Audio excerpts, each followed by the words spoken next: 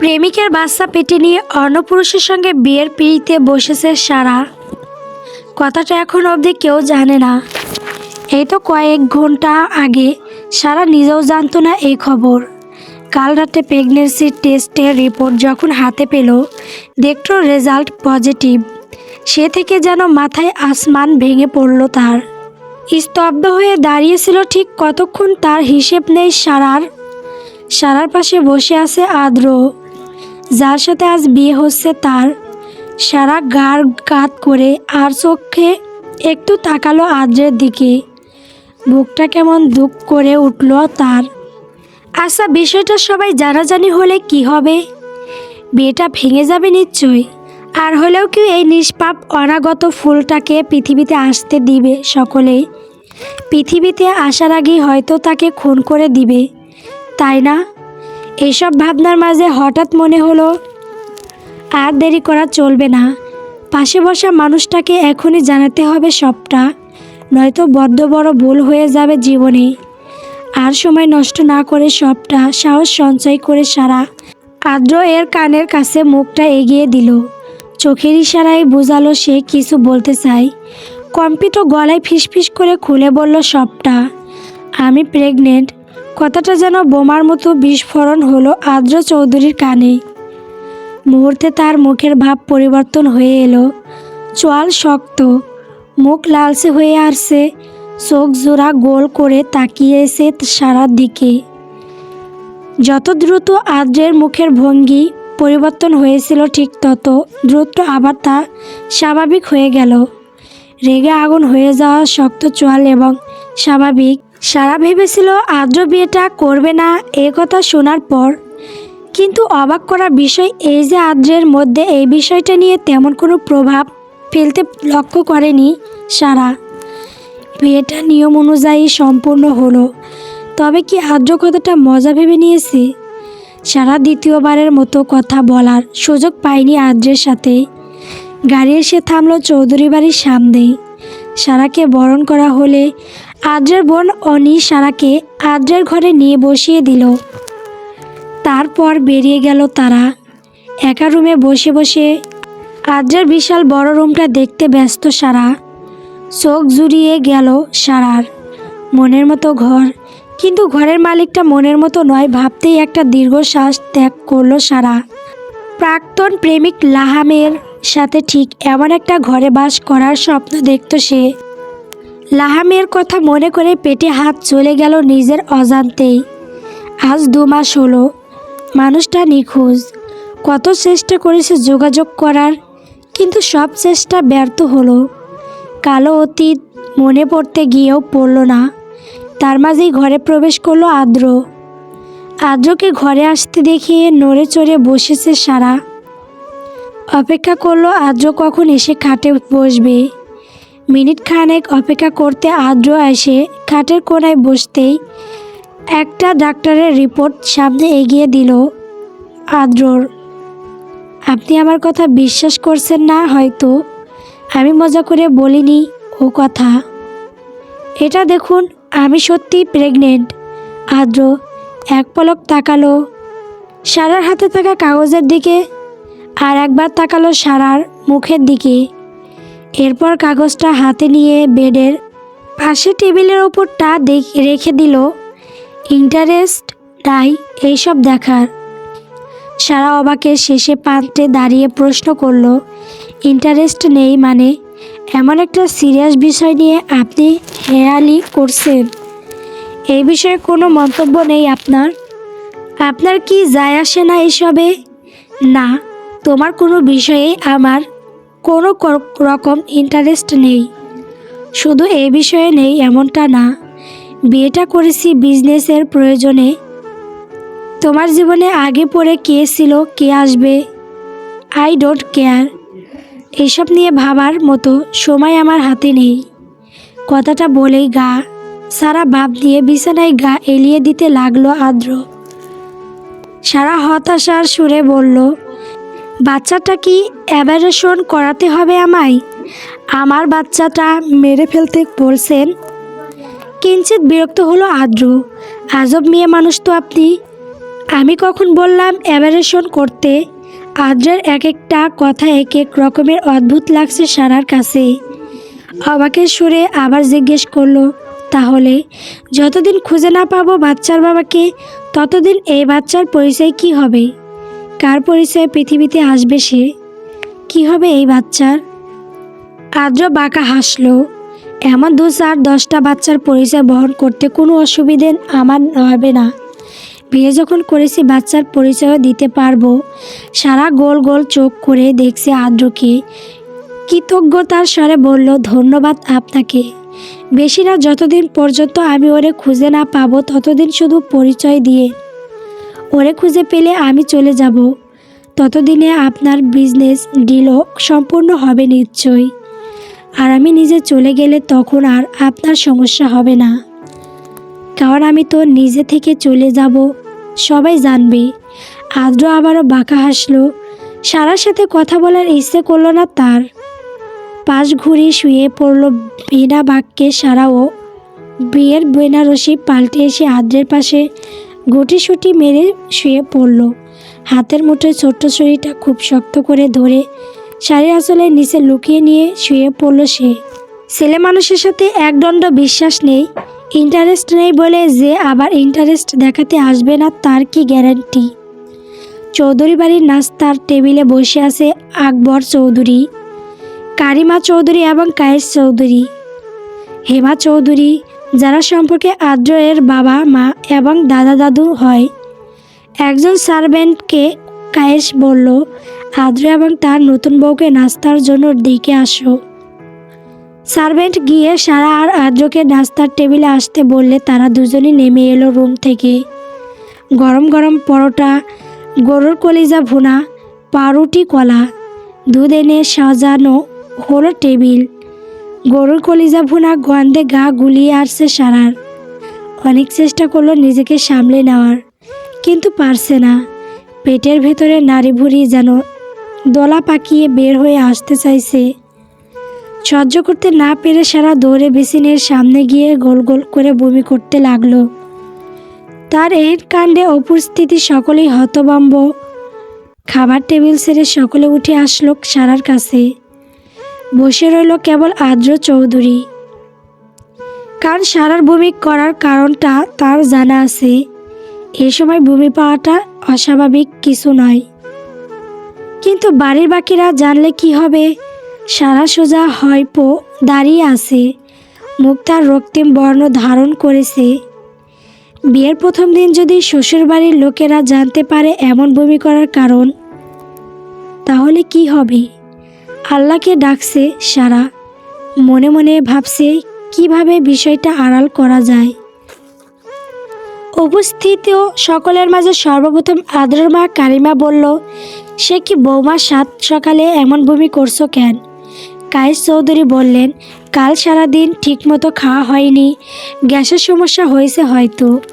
উপস্থিত সকলে তাই মেনে নিল। সারাও মাথা নেড়ে কায়েসের কথায় সম্মতি জানাতে যাবে, তখনই সবাইকে থামিয়ে দিয়ে এক বড়সড় বিস্ফোরণ ঘটালো হেমা। তীক্ষ্ণ দৃষ্টিতে সারার দিকে তাকিয়ে প্রশ্ন করলো, দাঁড়াও নাথ বউ, তোমার মাসিক হয় না কয় মাস হলো? হেমার প্রশ্নে উপস্থিতি সকলের মুখে ভাবভঙ্গি পাল্টে গেল। ছেলের বউ, স্বামী সকলের সামনে এ কেমন প্রশ্ন করলো হেমা। কায়েস গলা কেশে হেমাকে উদ্দেশ্য করে প্রশ্ন চলল, এ কেমন প্রশ্ন করছো? এসব কি ধরনের কথা হেমা? হেমা চৌধুরী গলার স্বরে কঠিন, আমি যা বুঝতে পারছি তা তোমরা পারছো না, কারণ আছে বলেই এমন প্রশ্ন করেছি। কেন করেছি তা নাথ বউ খুব ভালো করে বুঝতে পারছে, তাই না নাথ বউ? ভয়ে সারার গলা শুকিয়ে কাঠ হয়ে যাচ্ছে, মাথা ঘুরছে। এ বুঝি পড়ে যাবে। কি জবাব দিবে এখন সে? বলবে এই বাচ্চা অন্য কারো? কারিমা শাশুড়িকে বলল, কেন বলেছেন আম্মা? কি বুঝতে পারছেন আপনি? নাথ বউ সন্তান সম্ভাবনা। আমার এই 70 বছরের অভিজ্ঞতা আর তীক্ষ্ণ দৃষ্টি এটাই ধরা পড়েছে। বিশ্বাস না হলে এবার তোমরা ডাক্তার ডেকে পরীক্ষা করিয়ে দেখে নাও। কারিমার মাথায় হাত উঠে গেল। কি বলছে এসব? কাল মাত্র বিয়ে হলে আর আজই সন্তান সম্ভব? ছেলের বইয়ের সন্তান হবে শুনলে সকল মা কত খুশি হয়, কিন্তু আজ যে চৌধুরী বাড়ির কেউ খুশি হতে পারছে না। বাচ্চা, নতুন বইয়ের পেটে বাচ্চা, কিভাবে কি? তিনি দু কদম এগিয়ে এলো সারার দিকে। এই মেয়ে, এই বাচ্চা কার? কারিমার হুঙ্কারে কেঁপে উঠল সারা। কি বলবে এখন সে? ভয়ে ভয়ে তাকালো চেয়ারে বসে থাকা আদ্রের দিকে। আয়েশ করে পরোটা চিবুচ্ছে, যেন শুনতেই পারছে না কিছু। চারপাশে কিছু হচ্ছে তাতে তার কিছু যায় আসে না। কাল রাতে বলেছিল কোনো ইন্টারেস্ট নাই সারার প্রতি, আজ যেন তাই প্রমাণ দিচ্ছে।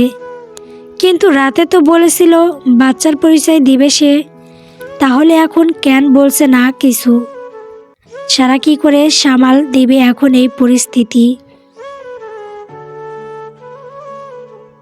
সারার কাছ থেকে কোন জবাব না পেয়ে কারিমা তার চুলের মুঠি শক্ত করে ধরে হুঙ্কার ছাড়ল আবারও। বলছিস না কেন? এ অবৈধ বাচ্চা কার? কোথা থেকে নিয়ে এসেছিস? ব্যথায় কুকড়ে উঠছে সারা, থরথর করে কাঁপছে সে। চারদিকটা অন্ধকার হয়ে আসছে। এমন সময় পিছন থেকে কারো শব্দ ভেসে এলো কানে। ওর পেটের বাচ্চা আমার। আর বাচ্চা কখনো বৈধ অবৈধ হয় না, অবৈধ হয় সম্পর্ক। বাচ্চা সর্বদাই বৈধ। আল্লাহ চান বলেই বাচ্চা আসে। উপস্থিত সকলের পিছনে ঘুরে তাকালো। কারিমা চৌধুরীর হাতে বাঁধন আগলা হয়ে এলো। হতভম্ব হয়ে সকলে তাকিয়ে আছে আদ্রের দিকে। হাতে থাকা দুধের গ্লাসের পরোটা দুধ এক চুমুকে শেষ করে তবেই টেবিল ছেড়ে উঠে আসলো আদ্র। শান্ত গলায় ধীরে ধীরে বলছে, এত হইচই কেন করছো? ওটা আমার বেবি। কারিমা রাগান্বিত চোখে তাকিয়ে আছে আদ্রের দিকে। কী সব আবল তাবল বকছো তুমি? কাল মাত্র বিয়ে করেছো, আর আজ বলছো ওর পেটে তোমার বাচ্চা। একদিনে বাচ্চা কি করে হয়? আমু বিয়ে কাল করেছি, বলিনি তো বাচ্চা কাল হয়েছে? বললাম তো এ বাচ্চা আমার। আর কি করে হয়েছে তা নিশ্চয় বিশ্লেষণ করে বোঝাতে হবে না তোমাদের। আদ্রের কথা শেষ হতে না হতেই ঠাস করো এক চর পড়ল তার গালে। ছেলের গালে চরটা দিয়েছে আকবর চৌধুরী। তুমি ঠিক কবে এতটা নিচে নেমেছিলে আমাদের জানা ছিল না। মানুষ থেকে অমানুষ কবে হয়েছ? আদ্র পলকহীন দৃষ্টিতে তাকিয়ে আছে বাবার দিকে। এত বড় হলো কখনো তার গায়ে হাত তোলেনি আকবর। আজ একটা মেয়ের কারণে রাগের চোয়াল শক্ত হয়ে আসছে তার। পরিস্থিতি সামাল দিতে কায়েস মুখ খুলল, যা হওয়ার হয়ে গেছে। তাছাড়া দাদু ভাই যেমন একটা অন্যায় কাজ করেছে ঠিক তেমন তাকেই তো বিয়ে করেছে, সুতরাং এটা নিয়ে আর বাড়াবাড়ি করার প্রয়োজন নেই। লোকে শুনলে চৌধুরী বাড়ির বদনাম রটে যাবে। এ বিষয়টা না হয় মাসখানেক বাড়ির ভেতরে থাকুক। দাদুভাই যাও, বউকে নিয়ে ঘরে যাও। অব্র বড় বড় পদক্ষেপে রুমে চলে গেল। সারাও তার পিছন পিছন রুমে ঢুকতেই দরজা বন্ধ করে দিল আদ্র। দেওয়ালের সাথে সারার হাত শক্ত করে চেপে ধরে রাগী গলায় বলল, বমিটা কি রুম থেকে করো গেলে হতো না? এই সকাল সকাল ঝামেলা পাকাতেই হলো। একটা মাস বিষয়টা গোপন রাখতে পারলে না পরিবারের কাছে? লাগছে আমার, সারুন। আর রুম থেকে বমি করে যাব কিভাবে? আমার তো খাবার টেবিলে যাওয়ার পর বমি পেয়েছে। আদ্র ছেড়ে দিল সারার হাত, বিরক্তি নিয়ে বলল, হ্যাঁ মহান কাজ করেছেন ম্যাডাম। আর আপনাকে বাঁচাতে গিয়ে আমার সম্মান নষ্ট হলো পরিবারের সামনে। বাহ আদ্র চৌধুরী বাহ। আর এই এতই যখন ঝামেলা করলেন, সবাই যখন জিজ্ঞেস করছিল বমির কারণ, তখন বললেন না কেন কিছু? কেন মুখ বন্ধ করে দাঁড়িয়েছিলেন? সারা আমতা করল। আপনি তো বলেছিলেন বাচ্চাটাকে আপনার পরিচয় দেবেন যতদিন না আমার প্রেমিককে খুঁজে না পায়। আদ্র হাসল ঠোঁট বাঁকিয়ে। আমি বললাম আর আপনি সে কথা ধরে আমার উপর ভরসা করে বসে আছেন তো? আচ্ছা মিস সারা, তাকে বিশ্বাস করা যায় না। তাকে ভরসা কি করে মেয়ে মানুষ? সত্যি আজব বটে বলেই আরও এক ঝলক বাঁকা হেসে বেরিয়ে গেল। সারা থ হয়ে দাঁড়িয়ে আছে, বিশ্বাস করে না। মানে আদ্র কি বোঝাতে চাইল এ কথা দ্বারা বোধগম্য হলো না সারার। চিন্তিত মন নিয়ে বসে পড়ল খাটের ওপর। সকালের ঘুমিয়ে ছিল অনি, তাই ঘটনাস্থলে উপস্থিত ছিল না। কিন্তু ঘুম থেকে উঠে যখন দাদির মুখে সবটা শুনল, তখন এক দৌড়ে আদ্রের রুমে সে। সারা তখনও রুমে বসে আছে, বের হতে ভয় লাগছে তার। মাত্রই যা ঘটে গেল, এরপর কোনো মুখে সকলের সামনে যাবে। রুম থেকে বের হলেই না কে কি প্রশ্ন করে বসে, তখন তো আরেক বিপদ। অনি এসে ঝাপটে ধরল সারাকে। ভাবিমনি সত্যি ফুপি হব আমি? বলো না গো, বলো না। অনির মিষ্টি সুর আর বাচ্চামো স্বভাবে দেখে না হেসে পারল না সারা। নিজের অজান্তেই ঠোঁটে হাসি ফুটিয়ে জবাব দিল, হবে তো। জানো ভাবিমনি, একটা বাবুর কত শখ আমার। আমি তো ভাইয়াদের ছোট একমাত্র বোন। আমার পর তো আর কোনো ভাই বোন নেই। সেই ছোট্ট থেকে আমার খেলার সাথী নেই একটা। একা একা এ বাড়িতে বড় হতে হয়েছি। স্কুল কোচিংয়ে বোরিং বাড়ি। মাঝে মাঝে অবশ্য পাপা ভাইয়া ওরা বাইরে ঘুরতে নিয়ে গেছে, কিন্তু কি বলতো, বাড়িতে একটা খেলার সাথী একটা বন্ধু কিছু নেই আমার। আদ্র ভাইয়া যা ঘুরিয়েছে আর একজন তো। এইটুকু বলেই থেমে গেল অনি। দাঁত দিয়ে জিভ কাটলো, মনে মনে নিজেকে শাসালো। হাইরে অনি, কি ভুল বকছিস? নিষিদ্ধ জিনিস বলা লাগে তোর? আরেকটু হলেই তো পাতলা ঠোঁটের ফাঁক দিয়ে সব বেরিয়ে আসতো। তখনই নিশ্চয়ই পাপা তোর কল্লা কাটত। সারা মনোযোগ দিয়ে শুনছিল অনির কথা। হঠাৎ থেমে যাওয়াতে বেশ অবাক হলো।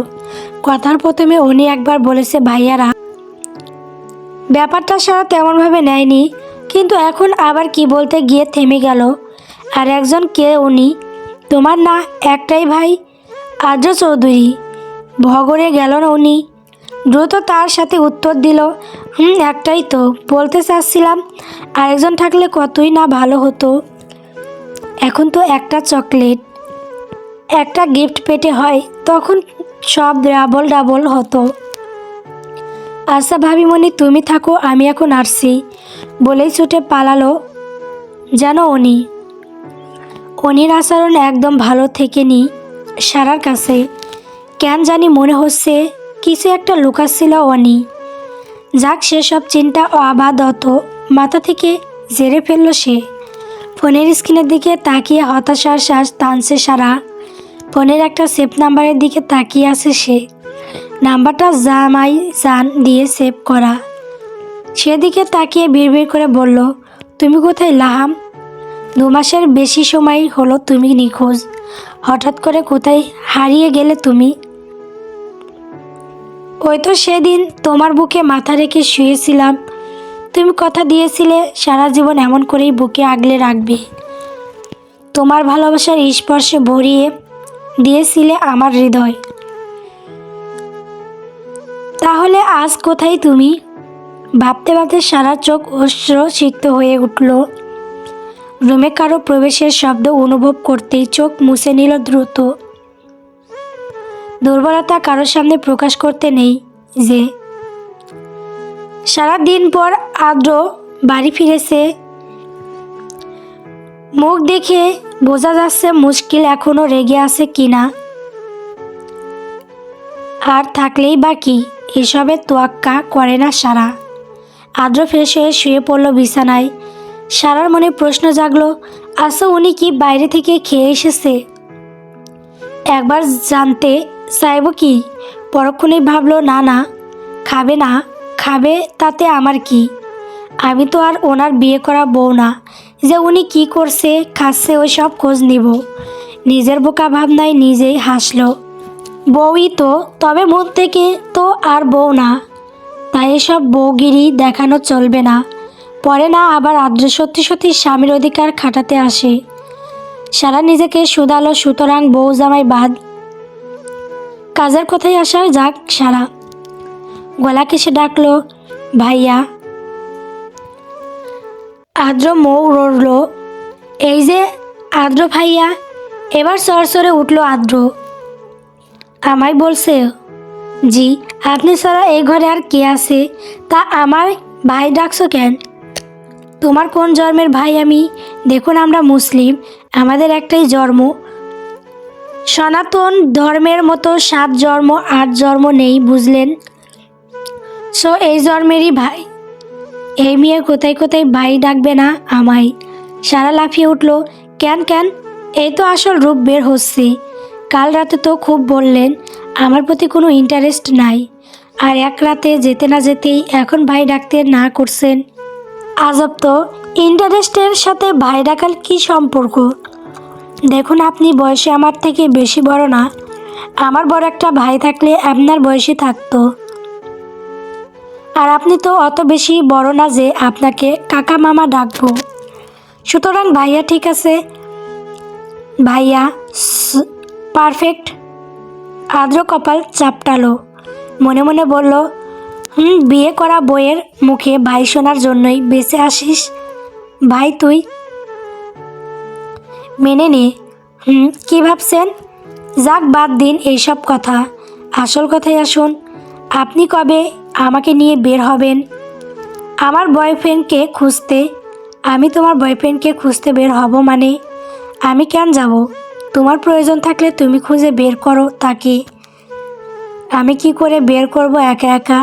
তাছাড়া আপনাকে তো বিয়ে করলাম দুজন মিলে তাকে খুঁজবো বলে। আমায় তো পাপা বাড়ি থেকে একা ছাড়তো না, আর আমারও একা সাহসে কুয়ায়নি। তাই ভেবেছি বিয়ের পর আপনাকে নিয়ে খুঁজতে যাব। আর আপনি না কাল বললেন আমায় সাহায্য করবেন। উচ্চ শব্দে হাসল আদ্র, বেশ জকস। বললে তো? কি বললে? তুমি আমায় বিয়ে করেছো তোমার বয়ফ্রেন্ডকে খুঁজে বের করার জন্য? বিয়েটা ছেলে খেলা তোমার কাছে। যে বয়ফ্রেন্ড খোঁজার জন্য বিয়ে করবে, আপনিও তো বিয়ে সত্যি সত্যি করেননি। আপনিও তো বিজনেস ডিল হিসাবে বিয়ে করেছেন। সারার কথায় রক্তচক্ষু করে তাকালো আদ্র। চুপ, একদম চুপ। কি ভাবছো কি তুমি আমায়? আদ্র চৌধুরী আমি? কোনো কাজ নেই আদ্র চৌধুরীর। যে মেয়ে রাতে ছুরি নিয়ে ঘুমায় আমায় খুন করার জন্য, তাকে নিয়ে তার বয়ফ্রেন্ডকে খুঁজবো আমি? তা আবার বেঁচে আছে কি মরে গেছে কে জানে। So funny. হাসালে বাবু। সারা কোমরে হাত দিয়ে দাঁড়িয়ে গেল, চোখ পাকিয়ে তাকালো আদ্রর দিকে। এরপর বুক শটান করে খানিকটা ভাব নিয়ে বলল, ইসরে আদ্র চৌধুরী আসছে। এই শুনুন, আপনি চৌধুরী হতে পারেন, তবে মনে রাখবেন আমিও কিন্তু কম না। সারা শেখ আমি, শেখ বংশের মেয়ে, বুঝলেন? তা আবার একমাত্র মেয়ে, সো আমাকে অতটা ঠকনো ভাবার কিছু নেই। আর শুনুন, আমি আগে সব সময় ফেসবুকে দেখতাম যে মেয়েরা বুঝে কম চিল্লায় বেশি, কিন্তু তুমি তো চৌধুরী সাহেব। এখন দেখছি আপনি ছেলে হয়েও বুঝেন কম, চিল্লান বেশি। দেখুন আপনাকে মারার জন্য আমি ছুরি টুরির নিয়ে ঘুমাইনি। আপনি তো আমার শত্রু না, তাহলে অযথা আপনাকে কেন মারতে যাব? আপনি তো আমার বর। বরং আপনাকে মারলে তো আমি এখন বিধবা হব, আর আমার বয়ফ্রেন্ডকে ও খুঁজে বের করতে পারবো না। একটু নিজের ভালোর জন্য হলেও তো আপনাকে বাঁচিয়ে রাখা লাগবে আমার। এতক্ষণ সব কিছু স্বাভাবিকভাবেই শুনছিল আদ্র। হঠাৎ তার চোয়াল শক্ত হয়ে এলো। হাত মুঠি বন্ধ করে বড় বড় পদক্ষেপ ফেলে বেরিয়ে গেল।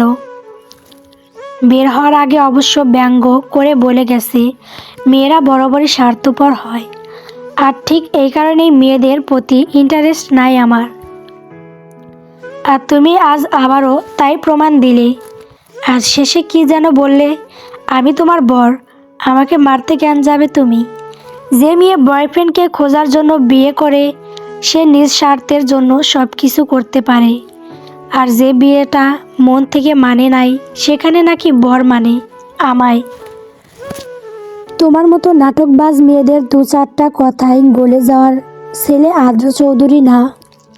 পারো তো আজই নিজের বয়ফ্রেন্ডের কাছে চলে যেয়ে আমায় আপদ মুক্তি করো। সারা অবাক হয়ে চেয়ে রইল। আরে উনি তো ভুল বুঝলো আমায়। কি যে মুশকিল। অনি অনি জানালার পাশ থেকে ফিসফিস ডাক শুনে দ্রুত জানালার কাছে গেল অনি। তার রুমটা নিচতলায়, একদম কর্নারে। বাড়ির পেছনের দেওয়ালে থেকে তার জানালার দূরত্ব মাত্র 1 হাত পরিমাণ হবে। অনি কান পেতে রইল। তৃতীয়বারের মতো ডাক এলো, অনি। অনি এবার শিওর হলো, হ্যাঁ, তাকেই কেউ ডাকছে। জানালা খুলতে দুটো চকলেট বক্স, বিশাল বড় টেডি, কতগুলো হেয়ার ক্লিপ অনির হাতে ধরিয়ে দিল কেউ। অন্ধকারে মুখ বোঝা যাচ্ছে না লোকটার, তবে অনি যেন ঠিক টের পেল কে এই মানুষ।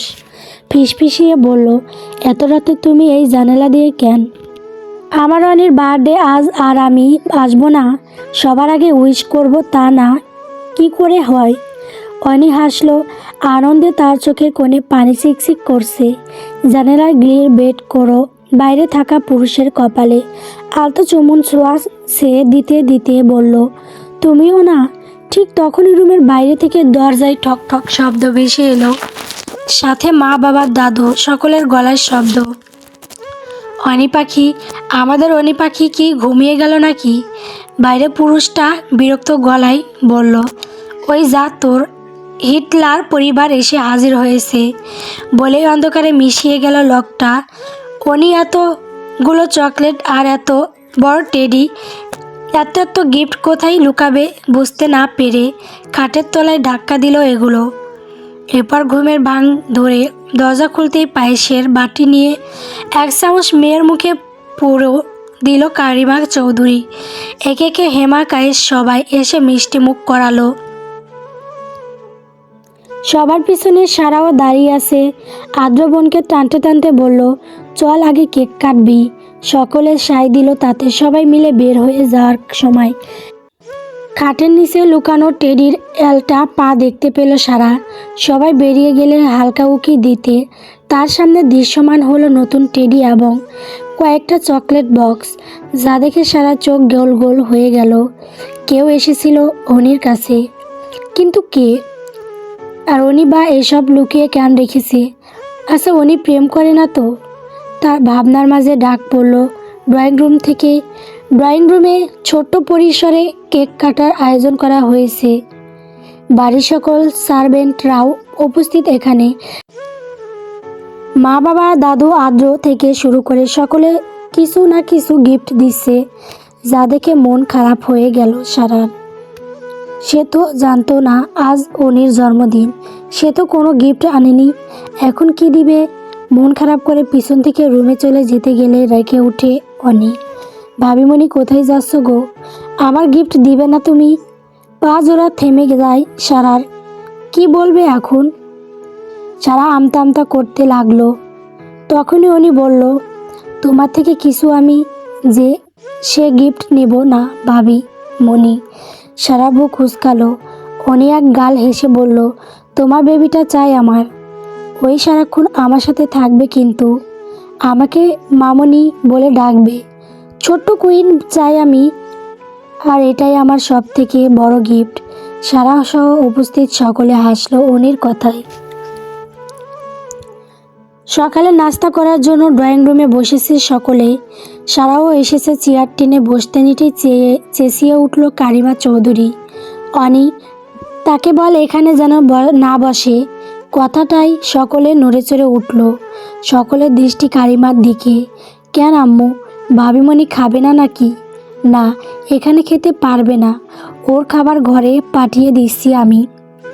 এ সময় অনেক খাবারের গন্ধ সহ্য হয় না। এখানে এক একজন এক এক খাবার খাবে, সমস্যা হবে তার, তাই এখন থেকে ঘরেই খাবে ও। কারিমার এহেন কথায় স্বস্তির নিঃশ্বাস ছাড়িল সকলে। সারা মাথা নুড়িয়ে ঘরে চলে গেল। কারিমা রাগী খুব, কঠিন করে কথা বলে। কাল থেকে কারিমাকে জমের মতো ভয় করে সারা। সারার পিছন পিছন একজন সার্ভেন্ট রুমে খাবার নিয়ে এলো। 1 গ্লাস গরম দুধ, সিদ্ধ ডিম, রুটি, কলা, আপেল এসব নিয়ে এসেছে। বেড সাইডের টেবিলে রাখতে রাখতে সার্ভেন্ট বলল, খালাম্মার ওয়ার্ডার সবগুলা খাবার যেন শেষ করেন। এই সময় বেশি বেশি না খেলেই নাকি বাচ্চার ক্ষতি হইব। বলেই সার্ভেন্ট বেরিয়ে গেল। সারা তো অবাক, রাগী মানুষটাও তার জন্য এত চিন্তা করছে, এত যত্ন করছে। কয়দিন হলো মেয়েকে দেখে না। রাজেশ, পুরো নাম রাজেশ শেখ।